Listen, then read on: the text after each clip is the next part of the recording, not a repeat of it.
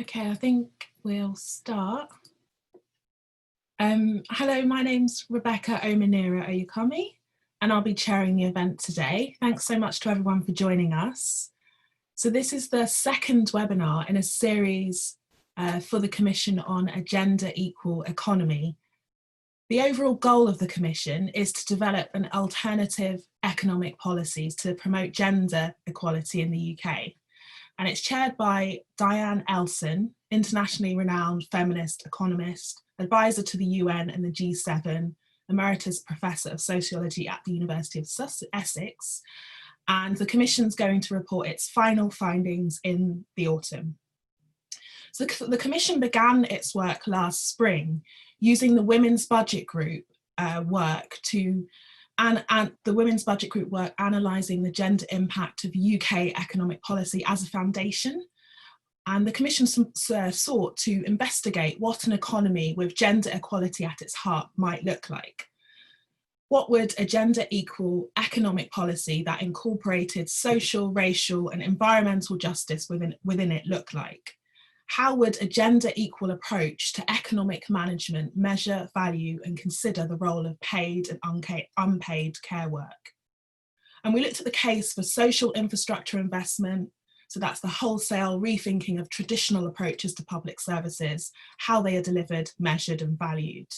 And we delved deep into current policies on education, transport, housing, public procurement, regional inequalities, among other things, and considered the intersection of race, class, disability, age, and their impact on gender equality under the current economic regime, and how outcomes might be more just, sustainable and resilient under a more gender equal approach.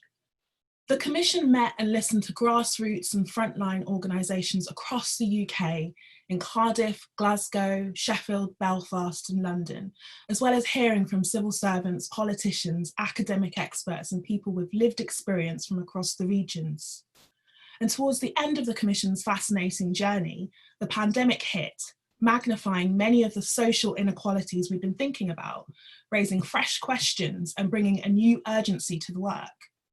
And so we want to open up these discussions to all of you in this series of webinars. Each webinar will explore an issue being investigated by the Commission. Our last webinar looked at how to develop a Green New Deal in a way that also promotes gender equality. And today we'll explore the idea of a wellbeing economy.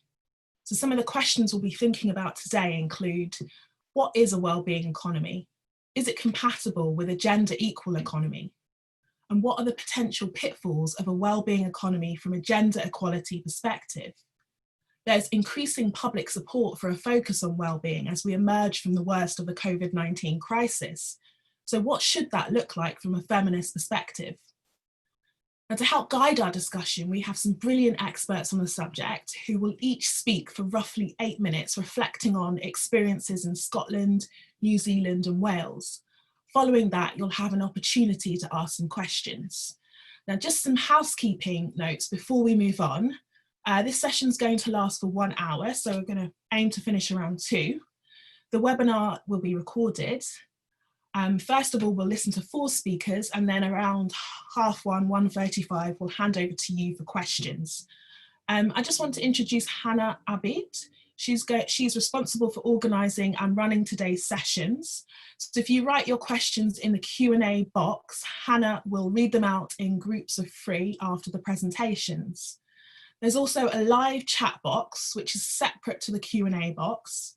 The chat box will be open throughout this webinar, so please do feel free to talk and introduce yourselves there. We'll try to share any links to additional resources there too.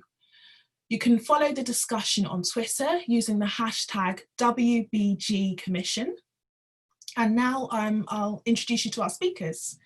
So we've got Dr Katherine Trebeck, Advocacy and Influencing Lead at the Wellbeing Economy Alliance. Katherine wrote a policy paper for the Commission about the wellbeing economy, which we'll share in the chat box shortly. Rachelle Earwaker, an economist at the Joseph Rowntree Foundation and former analyst at the New Zealand Treasury.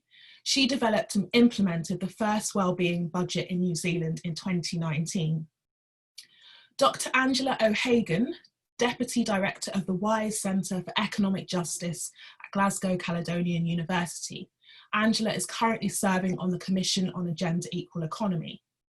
Natasha Davies, Policy and Research Lead at Chwarae Teg. Natasha is also currently serving on the Commission on a Gender Equal Economy. So I'm going to hand over to our speakers today. So first up, I think, is Katherine. Is that right? Thanks, Rebecca.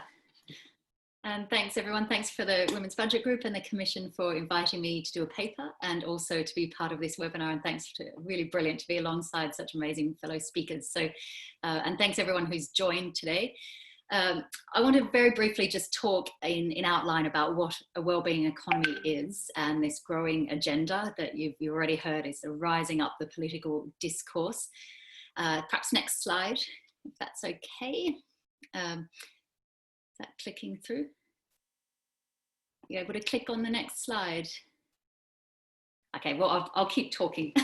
So the wellbeing economy is it's a nice sort of inclusive term that in a way has got cousin concepts in all sorts of different ideas that have been talked about for a long time, whether it's regenerative economy or solidarity economy or donut economy. There's lots of ideas that are really encapsulated by this, essentially at its core, this concept that the economic system should be restructured and repurposed in a way that puts humanity and the planet at the forefront, rather than things like perpetual GDP growth or faster profits or consumer price rises. And it's rising up the political agenda. We've seen things like the APPG on the wellbeing economy talking with then motions in Westminster. Just this week up here in Scotland, there was a report on the economic recovery that was framed around a robust and resilient wellbeing economy. We've had in the European Union under the Finnish presidency last year, the economy of wellbeing. So, and a lot of books being written about it. So it's an idea, and we're hearing about that a lot from politicians too. It's an idea that's certainly rising up the political conversation. And this slide really encapsulates this for me. There are a lot of different understandings and interpretations of the word well-being. Those that focus very much on the individual, this idea of sort of subjective self-reported well-being, focus on how the individual is performing. And then there are those that really look at what's the wider context in which people are living their lives. So that's collective, multidimensional, societal well-being, if you like. If you go on to the next slide, in a way, to me, they broadly distilled into different, in a way, emphasis on where policy and where the onus of responsibility for change lies. And so there is the very, very important, I'd say, necessary humanitarian response to folks that are, I guess, enduring low levels of subjective well-being, individual well-being. And often the prescriptions settle around what I describe as the first SC of survival and coping. And so the interventions, the policy prescriptions translate into things like more mental health treatment services, for example, and obviously necessary and sufficient to help people cope with today's fairly inhumane economic system.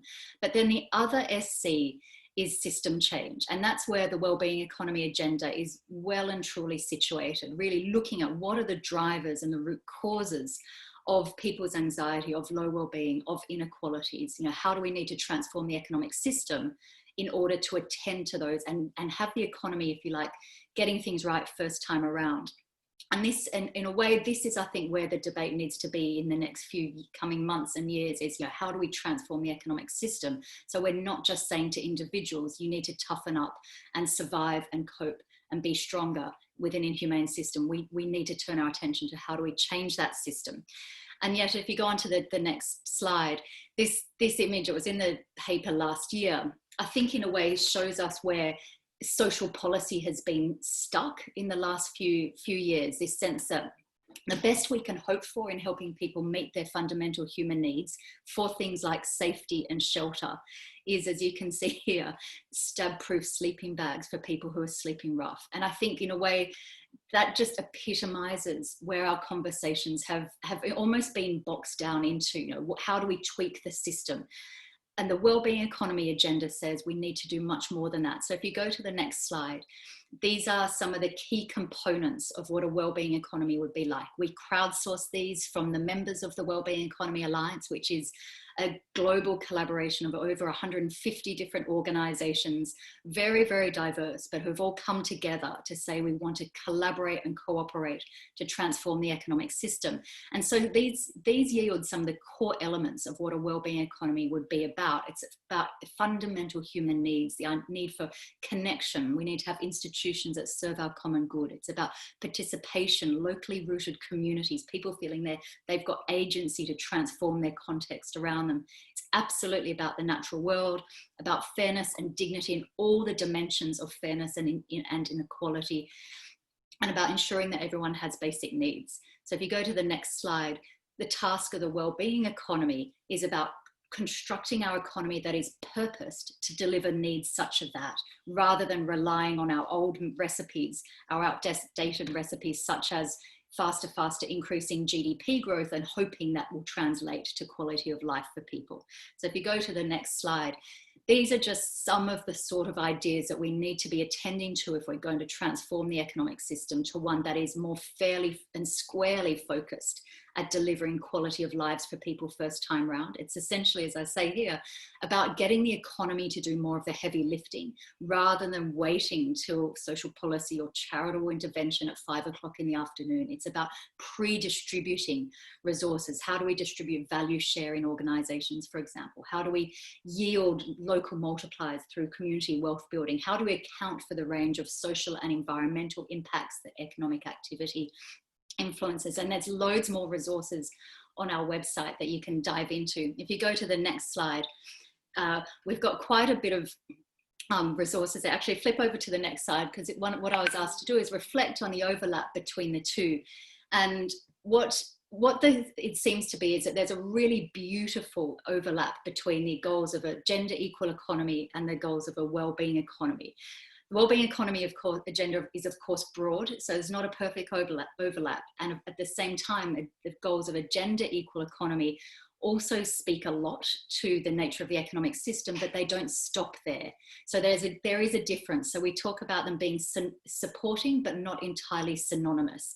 And at that core in the middle, where the two meet, there are things such as issues around much better valuing of and recognition of the care economy, supporting job quality, much better recognizing that remuneration should follow social values, recognizing that humans are not just these selfish, apparently rational economic actors. So there's a beautiful and quite substantial overlap, but they're not 100% the same. So there's a lovely, I think, reinforcement of the two. And I would absolutely say we're nowhere near reaching a wellbeing economy if gender inequalities are still pervasive.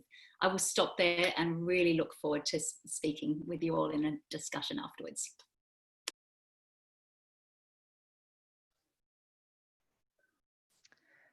Hi everyone, I'm Rachelle Earwaker, I'm up next. So I currently work at the Rowntree Foundation, but I played a lead role in developing and coordinating the first wellbeing budget in New Zealand in 2019. And so that's mainly what I'll focus on today. So I'll briefly take you through the approach that we had to New Zealand's wellbeing budget and the key lessons we learned from it, including how I think we should bring analysis of the impacts on gender equality into budget processes going forward. So a little bit of context. In 2017, a new government was elected in New Zealand, and the Finance Minister, Grant Robertson, was keen to use the New Zealand's Treasury's Living Standards Framework, or the LSF, and not just focus on traditional economic indicators as Finance Minister. So he wanted to embed a wellbeing approach into his budgets and his spending decisions, as well as our Public Finance Act, so that the wellbeing approaches to decision making and budgets couldn't be embedded past his term in government.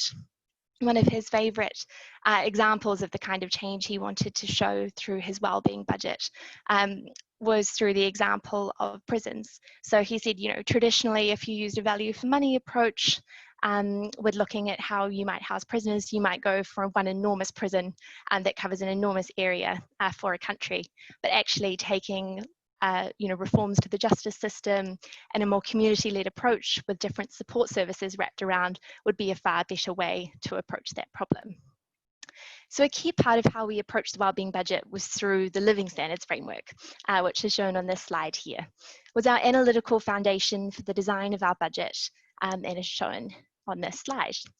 It built on years of New Zealand and international research, and in particular from the OECD, to provide a holistic framework for considering the intergenerational impacts of policies and proposals. It allowed us to evaluate proposals against current and future wellbeing, and this is through two main ways. And it was published on the dashboard on the New Zealand Treasury website for public use, and I'm happy to share the links to that so that you can check it out afterwards. So in the middle of the slide, we've got the 4 capitals. So natural, human, social, mental and physical. As you can see with the kind of icon in the middle there, you can't look at one without looking at others. So these are the assets that generate well-being now and into the future, and understanding the stocks, the flows, and the risk and resilience, how the economy is doing both now and in the future. And then on the right-hand side of the slide, you'll see the 12 domains of current well-being. So these were based on the OECD's key dimensions for current well-being, but adapted for New Zealand. Each domain has a set of indicators which can be continuously updated and inform us about how we're performing in each area, and are also on the dashboard. So the next slide shows how traditionally the budget process worked, and that's in the grey boxes there. The red and orange boxes show the revised process that we used for the wellbeing budget. So a budget always kicks off, well, at least in New Zealand, with a strategy, and priorities and guidance for the budget are agreed by Cabinet and passed on to different government departments. In the budget, the Living Standards Framework played a really strong role in the evidence that we used to establish the priorities for the budget. And initiatives through the decision-making process were prioritised if they contributed to the outcomes associated with each priority. These priorities reflected what evidence told us were the greatest opportunities to make a real difference to the lives of New Zealanders, and were areas where New Zealand had persistently underperformed. So on the next slide, you'll see the final priorities that we came up with for the budget. They became the anchor point of our wellbeing budget, and related to mental health, child wellbeing, lifting Māori and Pacifica aspirations through income, skills and opportunities, trying to improve New Zealand's position on productivity, as well as supporting the whole country to transition to a sustainable and low emissions economy. So on the next slide, I'll go back to that sort of budget cycle there. The initiative development phase was a really key part of the wellbeing budget process as well. So it was the first time when ministers and agencies were asked to include wellbeing analysis as part of their budget proposals, which was a really big ask. Agencies had to demonstrate what impacts initiatives would have on the Living Standard Framework's wellbeing domains, the 4 capitals, how they would improve risk and resilience, and they needed to be supported by evidence. As it was the first time that we were requiring that information, we had a focus on showing a strong wellbeing narrative through each bid's intervention logic, rather than necessarily focusing on the monetisation of benefits. And the plan was that that could come in the next few iterations of the budgets.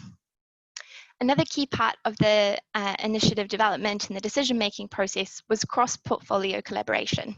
So rather than single ministers and agencies submitting different budget proposals in their silos, we encouraged the development of joint initiatives where they would best address wellbeing outcomes.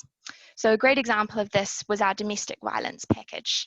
It involved 10 ministers and agencies taking shared responsibility through a joint venture, and helped to develop a single whole of government package to address New Zealand's long-term record on family and sexual violence.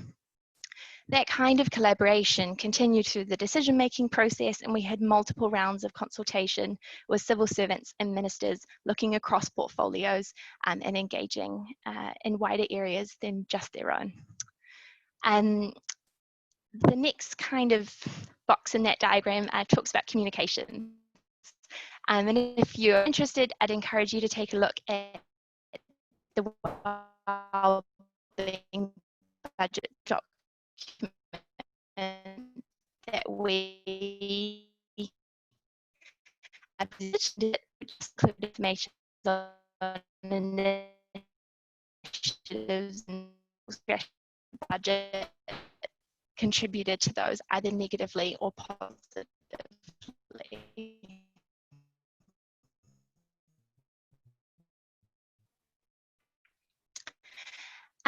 Lastly is, I'll just wait for it to come through. Might be a bit of a lag. I'll keep talking and hope it comes up. So on public sector capacity and capability, this budget was a stepping stone. When hundreds of initiatives are being submitted across the public sector with varying levels of experience from submitters, requiring additional information using a new wellbeing analysis framework is a really tough ask. So building public sector capability, allowing time for it to be improved, is important. And on capacity, timings are always tight when producing the national budget. So giving guidance, templates, and the key priority areas that governments want to focus on out in advance is really crucial to giving departments and ministers time to develop high quality initiatives and collaborate together. Secondly, and I think I'm not sure of the answers to this, but having a highly collaborative process and balancing the need for sensitivity around information in the budget can be really challenging. And I think that will continue to be tricky going forward. Thirdly, balancing cost pressures faced by government departments alongside manifesto commitments and also wanting to have wellbeing initiatives in your budget will be a difficult balancing act. New Zealand's budgets tend to be about marginal expenditure, so they don't tend to include the reassessment of existing spending.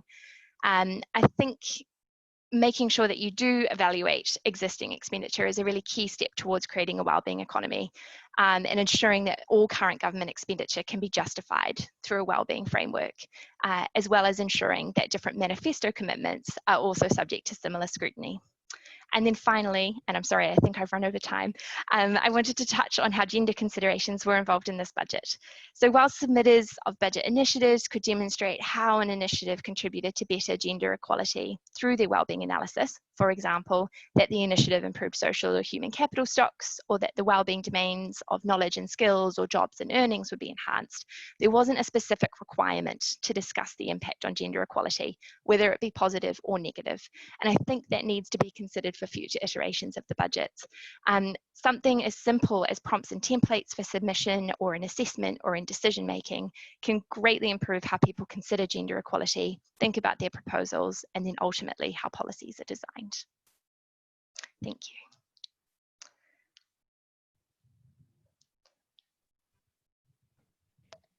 Great. Hello, my name's Angela O'Hagan and I'm from Scotland, and I'm in some ways going to pick up very neatly and in an unplanned way from Rachel's very last comment. What I'd like to do in my time is offer a brief commentary on where we are in Scotland. If we move to the next slide, please, you'll see a quick outline of the proposal. And I've started with a kind of, well, where are we? Well, what are we talking about? Well-being? Well, what does that mean? Well, where are we? That kind of thing. And my first point leads on from Rachel's, to have a quick pause around well-being and gender budgeting. And then I'd like to see how we're getting on really in Scotland, advancing a gendered approach to what Katherine talked about in her comments as being rising up the political discourse. Well-being is being talked about a lot, but how are we getting on in ensuring and integrating a gender dimension there? So are we on the right road? As Catherine's already mentioned, on Monday this week, the Advisory Group on Economic Recovery in Scotland launched its report. The report is fairly short, as was the whole consultation and development process in Scotland. So perhaps I need to temper my expectations, but I do struggle with that sometimes. But what I'm going to show in the early steps is what's reflected here in the commentary, the introduction to the Advisory Group's report, that the ambition in Scotland is to become a robust wellbeing economy, a focus on strong economic growth. And of course we can have a conversation about the dominance of a growth approach in wellbeing. But where the wellbeing dimensions come in are this concomitant, as they say, focus on climate change, fair work, diversity and equality. Next slide, please. So how are we getting on with that? Well, in the first point, as I say, it picks up where Rachel left off. A colleague in Spain, Marga Ozonas, in an article coming out just this week in a special issue of Feminismos, a Spanish academic journal I've been editing, Marga has looked at the experiences of wellbeing budgeting in Bhutan and in New Zealand and found exactly what Rachel has just said, some absence of analysis from some of the wellbeing budgeting approaches and in the indicators.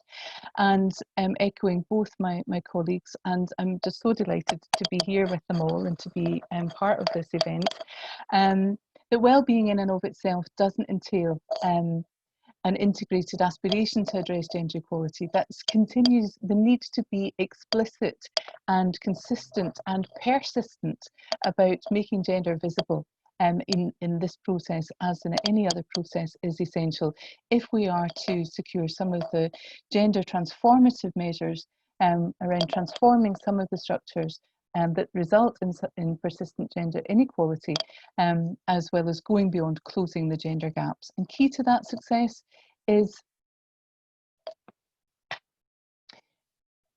political will.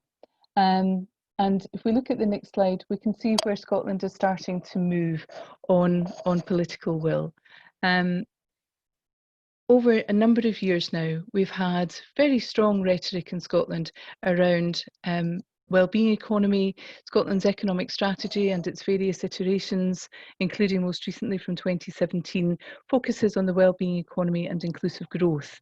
Scotland was a founder member of the Wellbeing Economy Governments Group, along with Iceland, New Zealand, and now Finland and Wales are all in there. Local wealth generation is part of that economic strategy, and around the economic strategy is an increasing emphasis on participation, some of which is given legal effect and strength through the Community Empowerment Act, and the Scottish Government has had a commitment to participatory budgeting for some time now, including a funded programme supporting local development since 2015. Equality budgeting has also been a commitment of the Scottish Government for over the 20 years that devolution has existed, and I currently chair the Scottish Government's Equality Budgets Advisory Group, just for transparency. So how are we getting on in terms of putting gender at the heart of Scotland's wellbeing economy? Well, there's a number of factors. There is, of course, that TED Talk that caused quite a stooshy, as we say it locally, caused a lot of excitement in 2018 when Nicola Sturgeon, the First Minister, gave a TED Talk on Scotland's approach to wellbeing, determined to put equality at the heart of, and wellbeing at the heart of decision making. Coming out of the COVID crisis, Scottish Government launched its framework for decision making in early May with a commitment to ensuring that equality and human rights framed approaches to policy making. So far so good. Reflecting life in Scotland with a very strong and vibrant community sector and feminist advocacy sector, Engender and Close the Gap, along with a number of feminist organisations, issued 9 principles for a gender equal economy, and I'm going to touch on them in my next comments as we look to see the extent to which those principles are reflected in the contributions, or in the report rather, of the Economic Recovery Group launched just this week. Next slide, please. So here's, I don't expect everybody to read this, you can look at it on the Engender and Close the Gap websites, but I want to draw your attention to Principle 4, that inclusive growth means investing in a care economy. Care is essential to our economy. Investment in childcare and social care should be considered necessary infrastructure for a sustainable wellbeing economy and a good society. I understand there's some problems with my sound. I really can't do anything about that. Next slide, please. So we're building up, we've got this strong framework, the First Minister committing to wellbeing being at the heart of everything we do. And the Economic Advisory Group report on Monday talked about the importance of building on the framework for decision making, so ensuring that human dignity, autonomy, respect and equality are not just at the heart of lifting the lockdown restrictions, but as we move forward, front and centre of economic recovery plans at all levels of government in Scotland. And that we should build on our commitment to equality and human rights budgeting and the progress that's been made to date. embedding equality analysis and improving transparency. And the Scottish Human Rights Commission has been leading a fantastic project called Your Budget, Your Rights, focusing on transparency in the budget process. And linking participation and well-being and equality is also a commitment to ensuring that all groups are fully visible. So there's a number of recommendations on data, making people visible to policymakers, but also recognising the need for policymakers to understand the lived realities of people's lives and how those realities intersect with one another. So, and now the big reveal. Let's look at what the Economic Recovery Group had to say about care. Well, quite frankly, not very much. Of course, a recognition that care and our reliance socially, economically, and in our health and well-being, our reliance on care has characterised the global experience of COVID. It does not, however, characterise the economic recovery so far proposed in Scotland. There is no recommendation on the investment in care as economic investment or as social and economic infrastructure. There's no recommendation pointing to care as a potential target or candidate for patient capital through borrowing or through the Scottish National Investment, and no specific recommendations through the Fair Employment recommendations on remuneration, employment, skills and training across the care sector, and no specifics on service design and governance and coordination. Now, the Economic Recovery Group report says that not all the recommendations have specific actions underneath. A number of them do, and I have a question as to why there isn't some of the similar actions around care. So looking lastly, are we on the right road in Scotland? Looking at the last slide, please. We've made a number of very positive developments, but it seems we are still at that fork in the road, still needing that political will, that push, that capacity that Rachelle was talking about there, in terms of building the capacity and consistency and coherence to put equality and well-being at the heart of policy making. If these principles are to be front and centre of our economic plans, then we need to see that reflected across the piece. And certainly the Commission for a Gender Equal Economy has consistently pushed for a focus on care and care investment. So with some of those contentious comments, I'm going to leave it there, and my apologies for some of the sound quality. Thank you.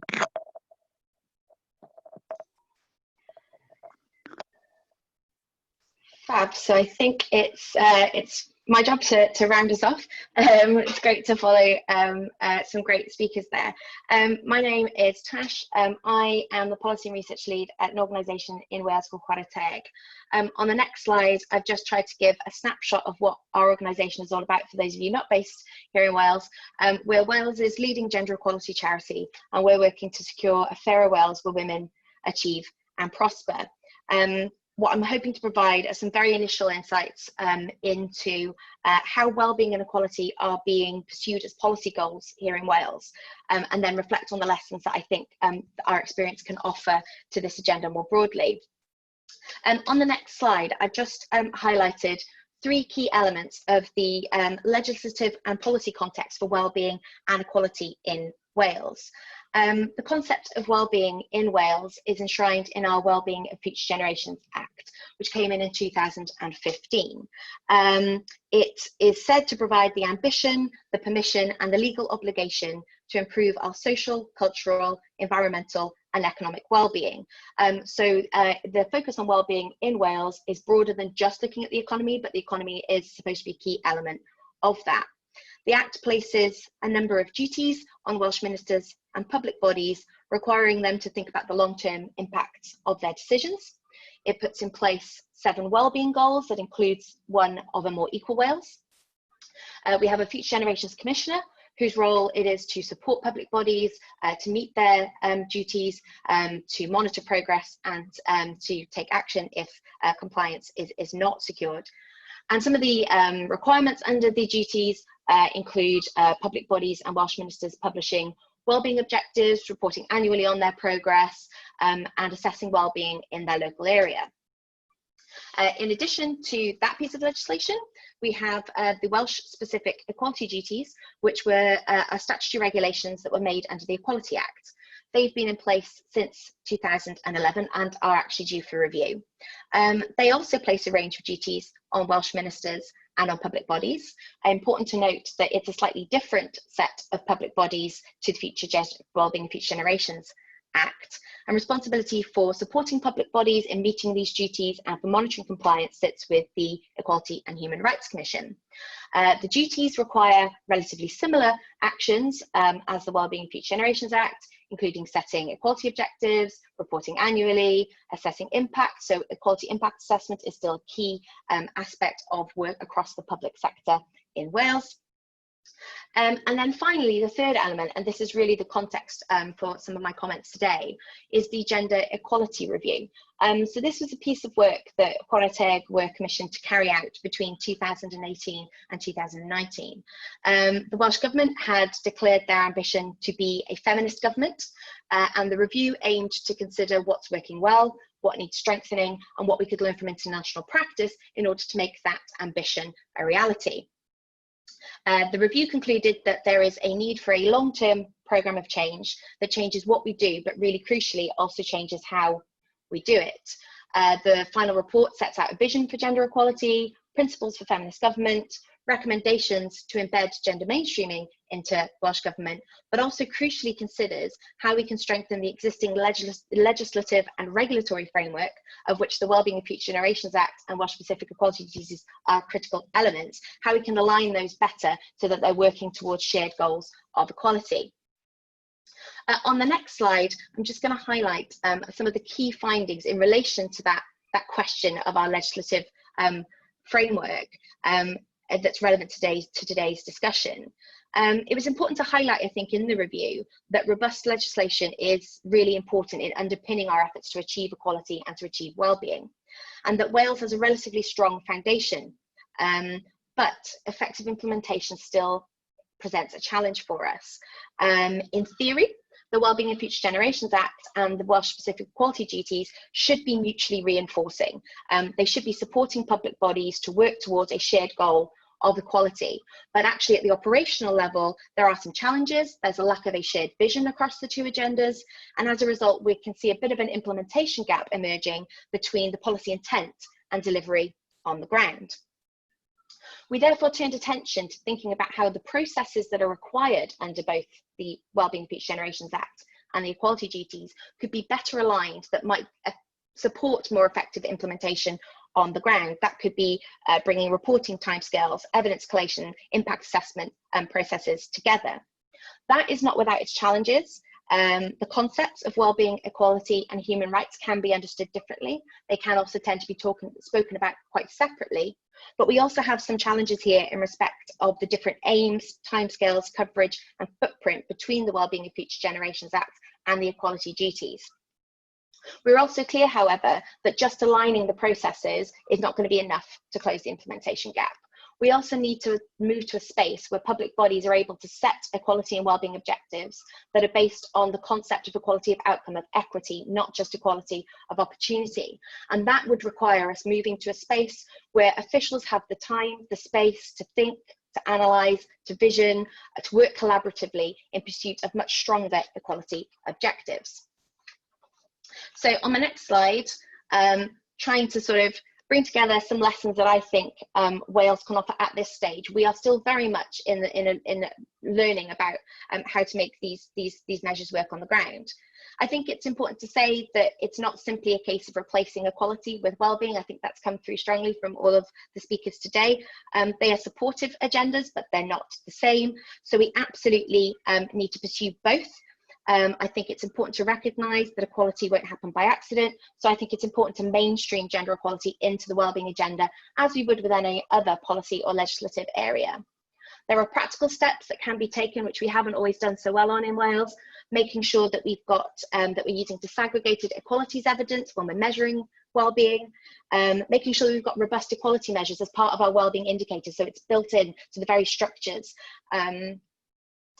And I think we have to recognise that what we're calling for is quite a radical shift in what we do and how we do it in order to deliver equality and wellbeing. And that's going to require a shift in public policy and in the approaches and the knowledge of those who are engaged in developing and delivering public policy, and that will require giving them time, space, and the relevant expertise in order to do that. My final slide, just to wrap up, I think most people would agree that recovery can't just mean a return to business as usual, because business as usual simply didn't work. The crisis has demonstrated the need to do things differently. I think discussions about how wellbeing can be prioritised post-crisis are a real opportunity to think seriously about doing things differently, but I think it's important that we make conscious, explicit steps to build gender equality into the centre of those discussions from the outset, so we don't inadvertently end up overlooking it. Thank you.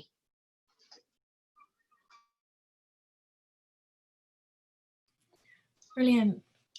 Thanks to our speakers for some really interesting presentations there. Because we've only got 15 minutes left, I'm going to hand over straight away to Hannah, who's going to read out the first couple of questions. Yep, hi everybody. Obviously we are running quite short on time, so I will try and answer as many questions as possible. I think the first question we are going to go for is for Katherine. I'll give you a couple of questions and then you can answer both. So we've got from Nicola Vandergaard, thank you Katherine, clear and interesting as ever. Could you go into a bit more detail about the sweet spot between a gender equal economy and a wellbeing economy, please? And then following on from that question, we've got Diane Elson asking, does a well-being approach involve abandoning economic growth as a policy objective? Okay, thanks Diane and thanks Nikki. Really big questions I would love to talk really more on, so I'm going to give very short caricatures of answers, so apologies for that in advance, but happy to continue the conversation elsewhere. In terms of some of the sweet spot of the overlap, I mean, when I talk about a wellbeing economy, I describe it as social justice on a healthy planet.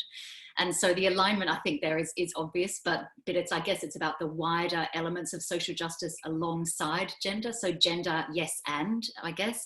It would absolutely talk about the care economy and how we value that. And we've just seen with people talking about the economy slumping in the last, because of the COVID GDP slump. Of course, what hasn't slumped is the care economy. What hasn't slumped is the gift economy. And a wellbeing economy would absolutely value that and support and create circumstances in which we can support and engage in those sorts of activities outside the formal labour market much more through sharing work better work-life balance, better quality of work, also about how we remunerate different activities as well. Wellbeing economy would attend to that.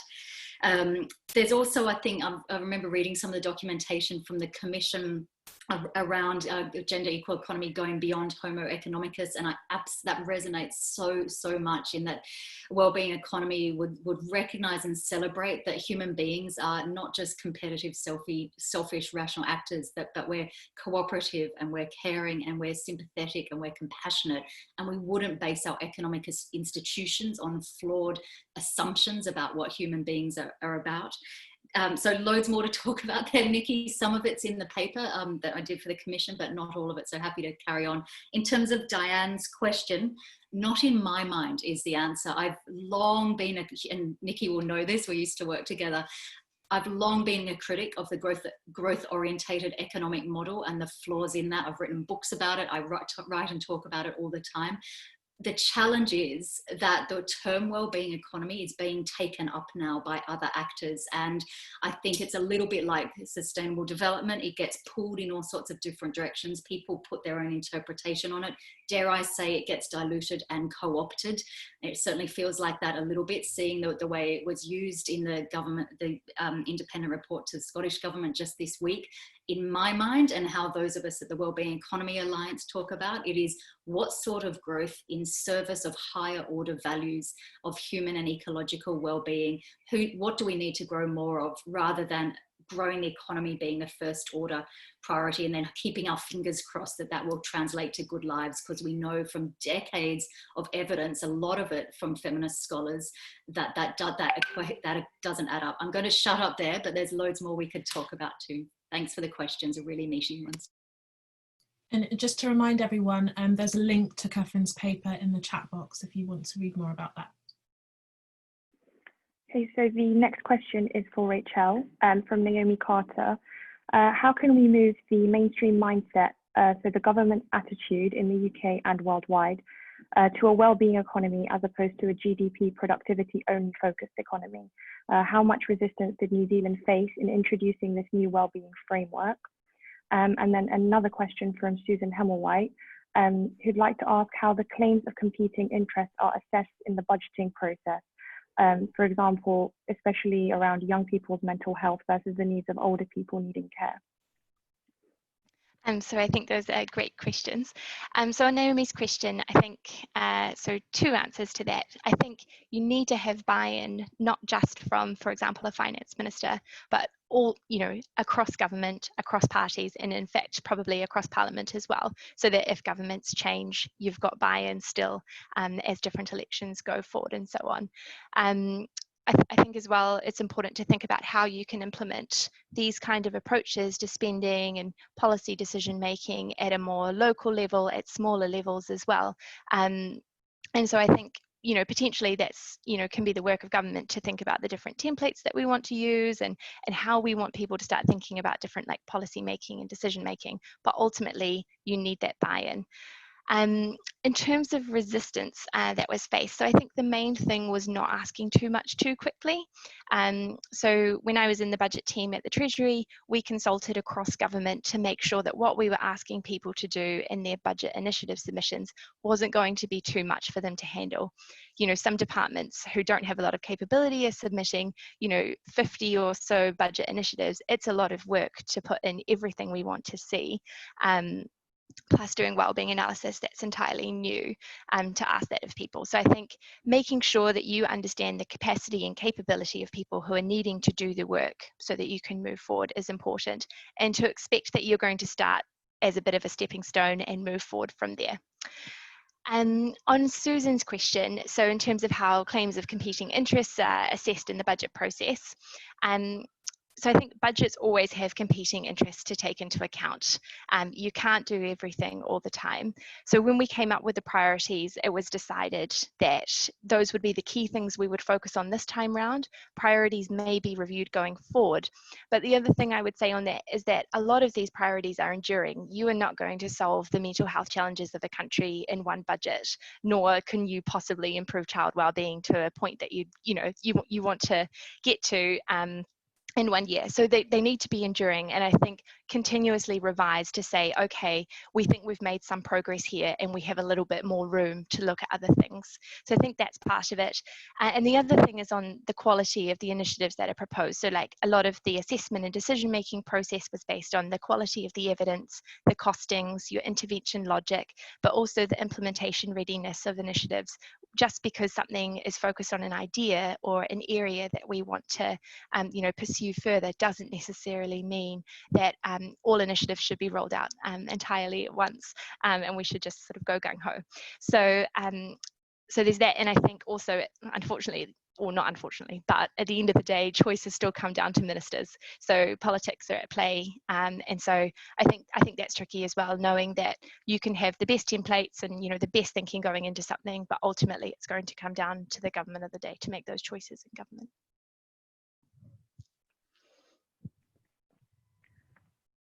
Okay, thank you, Rachelle. So a question for Angela from Erica Lewis. Are there examples of either or both gender budgeting and a wellbeing budgeting being done at local government level, noting that many of us are quite small organisations without large or really any policy teams? And another question from Sandra.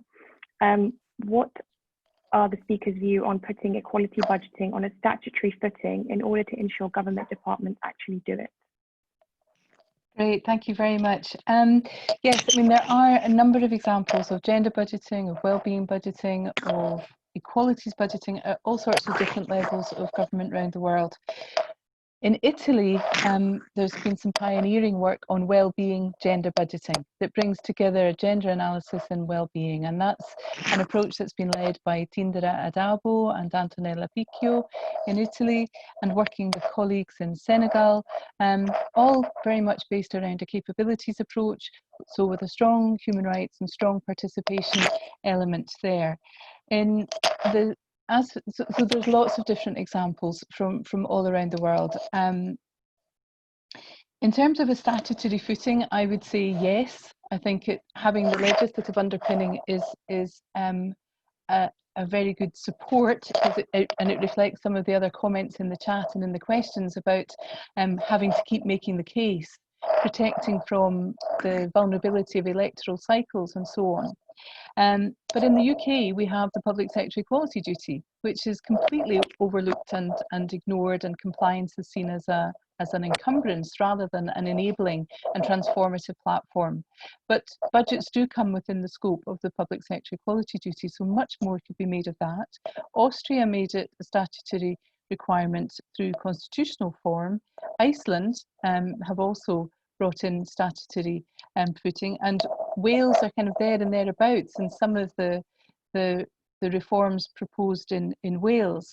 Similarly, at autonomous or regional government level in Spain, in Andalusia, for example, since 2005, there's been legislation and a strong gender budgeting approach there.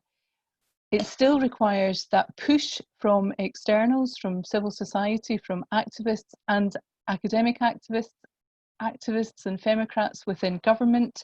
It still needs good, effective, robust and understood data on gender that is consistently applied in policy formulation and in setting the kind of priorities across cabinet that Rachelle spoke about. So I'll leave it there. Thank you, Angela. A question for Tasha.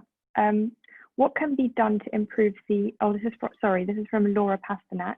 What can be done to improve the gender competence of policymakers and decision makers? Thanks. Yeah, no, that's a great question, and really gets to the heart of what we were looking at in the gender equality review, actually. And it's not easy. I don't think it's easy, but I think it involves making sure that there's a genuine move to evidence-based policy making. That's a challenge in the first instance. It's making sure that all policymakers have the right training and tools available to them to understand equalities evidence, to understand how to interpret equalities evidence. I think it means revaluing specialists within government. There is a big focus on making sure that everybody's got a general skill set, but I think there's not enough value placed on having people in there who've got specialist expertise around equalities, around wellbeing, who can support everybody else, who then would have a baseline knowledge that can be further enhanced by those specialists. I think it's a case of making sure that there's infrastructure within government and policymaking institutions, making sure that there are dedicated equalities teams that might be embedded within your different policy departments, making sure that there are those specialists and that dedicated infrastructure within the Treasury and within the departments that are in charge of developing the budget, I think is absolutely crucial. And it comes down to capacity. We've got a public sector that's still struggling after a decade of austerity. It's been cut back. And actually, if we don't give policy officials the time and the capacity to learn, to challenge their thinking, to understand new ways of working, then it's going to be incredibly challenging to get to where we need to get to. And then I think sort of outside of the government institutions, it's about making sure that our scrutiny bodies, our parliamentarians, have the right knowledge and expertise to scrutinise from that perspective, making sure that they're supported by committee and researcher staff who, again, have enough understanding to be able to support that kind of scrutiny. And I think a really important part of the puzzle, actually drawing on what Angela was just saying there as well, is making sure that you've got specialist organisations that have got sustainable funding, who can play a full and active role in providing that additional expertise, and often making sure that decisions can be more plugged into the lived experiences. A lot of those organisations are working on the front line with different groups, and the reality is that there are certain groups that are never going to be well represented in our big statistical data sets. We need to be hearing that lived experience. That needs to be part of the efforts to embed this. So I think that's a really important piece as well. Thank you, Tash. So we are coming to the end of our webinar, so we're going to take one final question. This question is for Angela and then Katherine also, if there is time. It's a question from Heather Wakefield, saying, how will the intersectional needs of Black and women from other ethnic minorities be met within your model?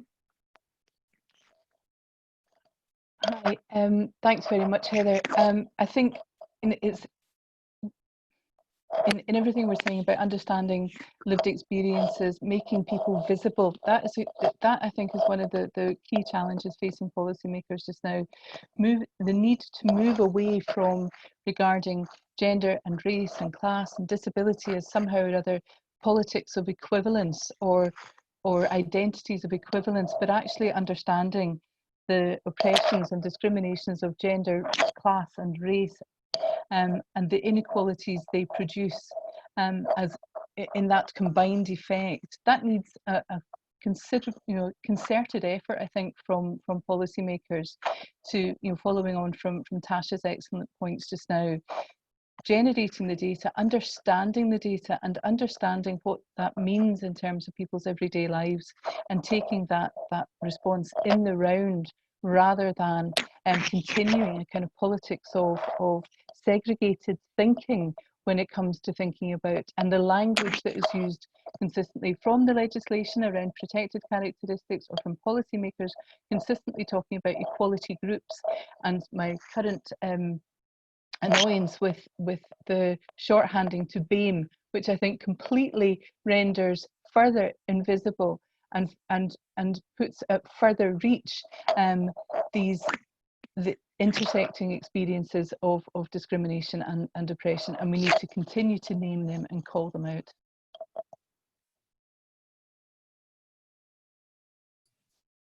Katherine, do you want to jump in quickly before we end? Just ever so quickly, I'm reminded in that question from a dear friend of mine who lives in Johannesburg, who's would always say so powerfully how the current economic model stands on the shoulders of Black women.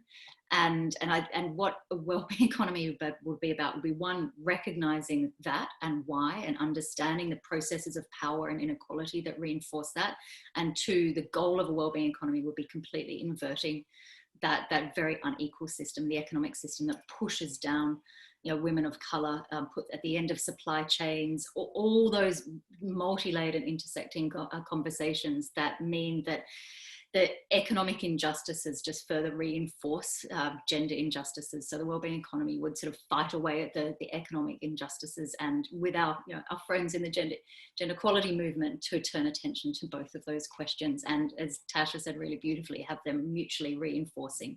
So I think that's where we'll start really moving things quickly. Brilliant, thanks so much. And thanks to all of our brilliant speakers for leading such an insightful discussion. And thanks to all of you for attending and contributing. I'm so sorry we couldn't cover all your questions. 1 hour just isn't enough for this, but let's make sure we keep having these discussions. Follow the Women's Budget Group on Twitter and sign up to our newsletter, the news of future events and reports, and look at ways that you can get involved in contributing to some more of these discussions. Just to let you know that the next webinar for the Commission on a Gender Equal Economy will take place early in August, and the topic will be why care is a crucial part of any discussion about how to build back better. And as I said earlier, the Commission's final report will be launched this autumn, and as well as Katherine's wellbeing report, there's many other reports around a load of different topics, including wellbeing, that you can read as part of that report. So do look out for that and do stay in touch with us. So thanks again everyone for joining, and enjoy the rest of your day.